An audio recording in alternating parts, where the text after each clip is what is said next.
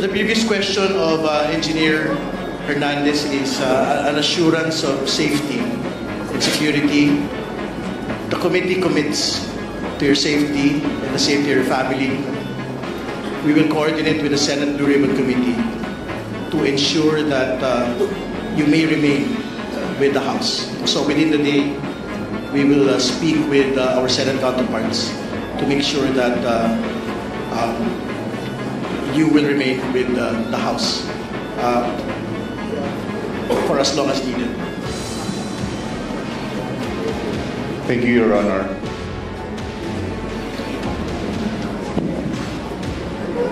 Congressman Adyon is recognized, please. Thank you, Mr. Chair. Mr. Chair, I'd just like to take off from the line of questioning of Congressman Gabi. Engineer Bryce, binigyan ka namin ng oras. You requested for a few minutes para to confirm with your lawyers. Are you ready now to answer this question? Sabi mo kanina may mga informed ng mga senador. Tama po ba? Pagkarinig ko? Yes po, Your Honor. So, kanina sinabi mo na mga involved na senador. Ibig sabihin, kasi the line of questioning kanina is that you were receiving a certain amount from Sally Santos. Tama po ba? Yes, Your Honor. At binibigay niya ito sa iyo sa iyong opisina. Tama po ba? Yes, Your Honor. In fact, there's one incident that was mentioned by Sally Santos in the Senate na 245 million yung isang natatanda niya na ibigay niya siya. Tama po ba? Yes, Your Honor. Itong 245, just a portion of that, because according to you, from 2022 up to 2025, your estimate is that it's over $1 billion na yung natanggap mo. Tama po ba? Yes, Your Honor. Approximately. Okay, sige. So binibigay mo to kay Engineer Alcantara. Tama po? Hindi ko po binibigay. Kinukuha niya. Kinukuha, sorry. Kinukuha ni Alcantara. Nakabox nga po, sabi ko nga po, di ba? Yes, Your Honor. Okay, pag sinabi mong may involved, ibig sabihin logic would dictate and you don't need to be a rocket scientist para to assume that yung binibigay ay may hati-hati. Tama po ba? May breakdown. Yes po, Your Honor. Sinasabi niya po, kinukuha na yung commitment. Commitment na ano ibig sabihin commitment? Yung kaninong hatian yon? Kung ako po mag-interpret, commitment po para kay Senator. Okay. May we know sino yung mga sinasabi mong mga kumukuha or may commitment sa mga senador? Kasi you mentioned this earlier before we grant you the request of having a recess and suspended. May we know who are these sinasabi mong may mga involved na mga senador? Okay lang po ba basahin ko, Your Honor, kung ano lang po yung naisulat ko. Pero pinapangako ko naman po sa inyo na ang full details ito maibibigay po sa written statement namin ng mga abogado ko. Mr. Chair, our guest is requesting that he be allowed to read. Ito ba yung salaysay mo na pinirmahan mo? Tama po ba? Ito ba yung tinatanong sa iyo kanina ni Congressman Garvin?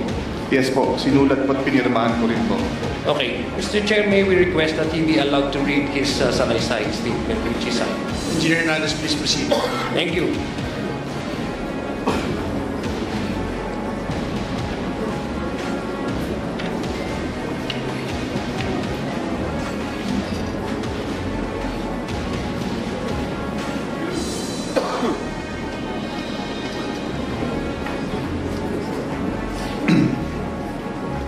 Good morning, Your Honor, Mr. Chair. Ako po si Bryce Erickson Hernandez, dating Assistant District Engineer ng Bulacan 1st District Engineering Office. Ako po ay na-contempt kahapon sa Senate Blue Ribbon Committee. Habang ako po ay nakadetain, nakapag-isip po ako at nagdesisyon na maglabas ng ilang nalalaman ko sa flood control project base po sa aking natatandaan sa ngayon. Tama po si Senator Lacson na ang mga engineers ng DPWH ay tila naging legman o bagman na lang. Kung tatanungin niyo po ako kung sino o kanino kami naging bagman, sasagutin ko na po ngayon.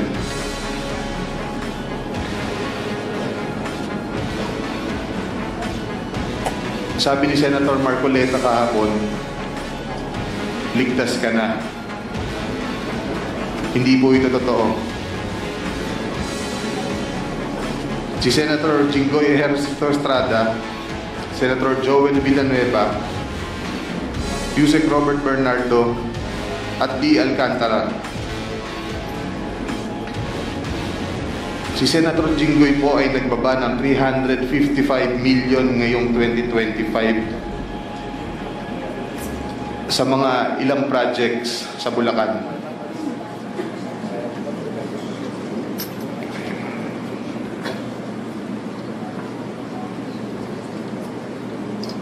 At ang sabi po ng boss ko dito ay 30% ang commitment dito.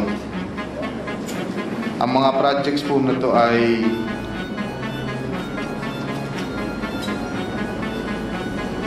construction of flood mitigating structure with pumping station and floodgate phase 3 sa Hagonoy, Bulacan. Flood control mitigating structure with pumping station and floodgate sa Malolos, Bulacan. Hindi ko na po babasahin lahat to. Isasama ko po to sa aking written statement. No, mahalaga pong basahin yung buong listahan ng mga proyekto. These are the line items that everyone has been talking about, so I think the nation deserves to know which particular line items that are in the GAA that are being implemented for these particular personalities. Mr. Chair, may I also request that he be directed to read the entirety of his salaysay? Yes. Not to select portion of his salaysay. Yes, he will. I think he will be required to read the entire, but we need the specific line item in the General Appropriations Act to be able to tie these particular projects to political personalities, not just DPWH engineers, not just contractors. Please proceed. Mr. Chair, may I also ask that the amounts also be read? Yes, I think it's important that the public will also know. Yes, if it is available, Engineer Hernandez, please mention the amount as well. Mr. Chair,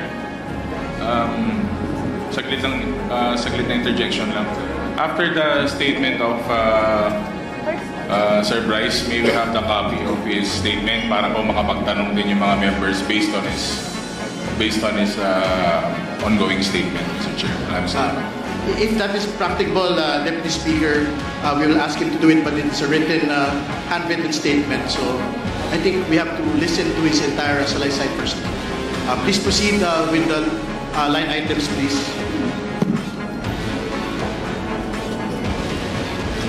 Let me repeat it, Your Honor. First, construction of flood mitigating structure with pumping station and floodgate, phase 3, Barangay Mercado, Hagonoy, Bulacan, with an allocation of 60 million pesos. Number 2, construction of flood mitigating structure with pumping station and floodgate at Mambog Creek, phase 3, Malolos City, Bulacan, with an amount of 45 million pesos. Construction of flood mitigating structure with pumping station and floodgate, phase 3, Barangay Iba, Hagonoy, Bulacan, amounting to 60 million pesos. Construction of flood mitigating structure with pumping station at Calero Creek, phase 3, Malolos City, Bulacan, with an amount of 50 million pesos. Construction of flood control structure including pumping station and floodgate, phase 3, Barangay Mayto, Kalumpit, Bulacan, with an amount of 60 million pesos. Construction of flood mitigation structure with pumping station and floodgate at Barangay Santo Rosario Creek, phase 3, Malolos City, Bulacan, with an amount of 40 million pesos. And last, construction of flood mitigation structure including pumping station and floodgate, phase 3, Barangay Carillo, Hagonoy, Bulacan, with an amount of 40 million pesos. And all of that with a total of 355 million pesos, Your Honor. This is supposedly the allocation of which political personality? Senator Jinggoy Ejercito Estrada po, Your Honor. Thank you for the clarification. You can proceed with reading the handwritten statement. Mr. Chair, may I continue? Let me finish the handwritten statement. Pakitapos lang po yung handwritten statement ng pagbasa. Nagbaba po si Senator Jinggoy at ang kanyang SOP dito ay 30%. As per our District Engineer Henry Alcantara. Dineliver ito nung lumabas ang mga item na to sa GAA.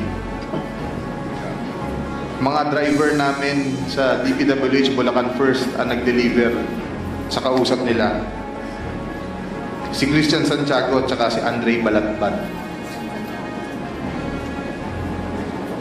Galing din ito sa utos ni D. Alcantara.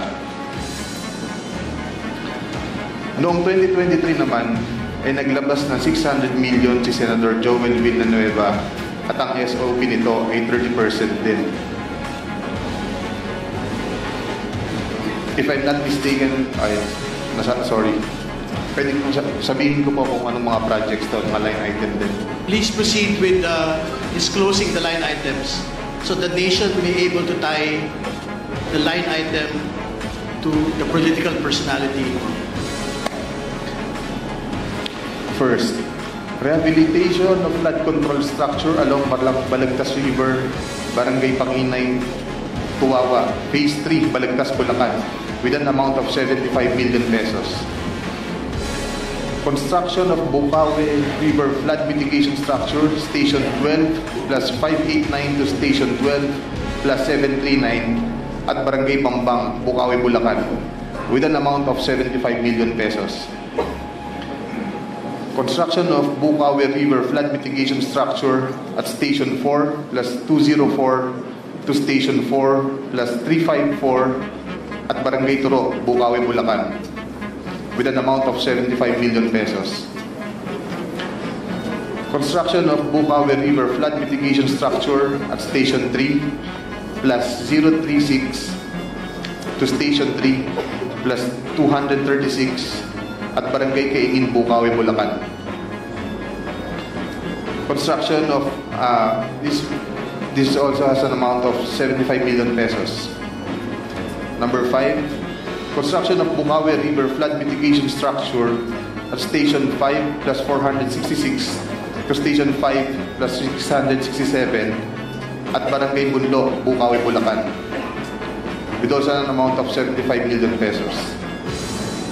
Construction of Balagtas River Flood Mitigation Structure at Station 3 plus 533 to Station 3 plus 683 at Barangay Santol, Balagtas, Bulacan, with an amount of 75 million pesos also. Construction of Balagtas River Flood Mitigation Structure at Station 7 plus 654 to Station 7 plus 804 at Barangay Dalig, Balagtas, Bulacan, also with an amount of 75 million pesos. And last is the construction of Balagtas River Flood Mitigation Structure at Station 14 plus 124 to Station 14 to 200 plus 274 at Barangay San Juan, Balagtas, Bulacan, also with an amount of 75 million pesos. And all in all with a total of 600 million pesos. Can you state again for the record the total amount and that this is the projects for which particular political personality? 600 million pesos last 2023 from Senator Joel Villanueva. Thank you. Please proceed with your handwritten statement. At ang SOP nito ay 30% din. Binigay din ito nung lumabas sa GAA at i-deliver sa bahay niya sa Bukawi ni D. Alcantara at dating hepe ng aming construction si Engineer JB Mendoza. Si D. Alcantara namin ang masasabing chief implementor. Siya po ang kumakausap sa lahat ng politiko na involved dito. At least 3% po siya sa lahat ng projects na dumadaan sa opisina namin. at pinapasabi pa nga sa amin sa mga contractor na kung gusto nyong magkaroon ng maraming project sa susunod, ay magbigay kayo ng additional na 2% sa kanya. Parang finder's fee daw. Si D.E. Henry Alcantara po ang usually nagde-deliver sa mga politiko at kay Yusek Robert Bernardo po.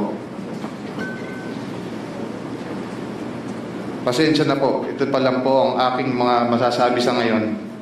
Mabigyan lang po ako ng sapat na oras pagkakataon na makausap ang aking mga abogado. Handa na po akong maglabas ng lahat ng nalalaman ko pa. Maraming salamat po. Mr. Chair, Mr. Chair. Mr. Chair, Mr. Chair. I still have, may I be allowed to continue, Mr. Chair? Mr. Chair. We have to allow Congressman Adyong to